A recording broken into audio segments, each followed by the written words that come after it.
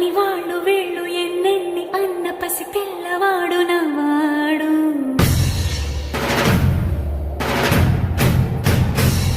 విడుముండోడు అని ఊరు వాడ అనుకున్న గాని మహారాజు నాకు నా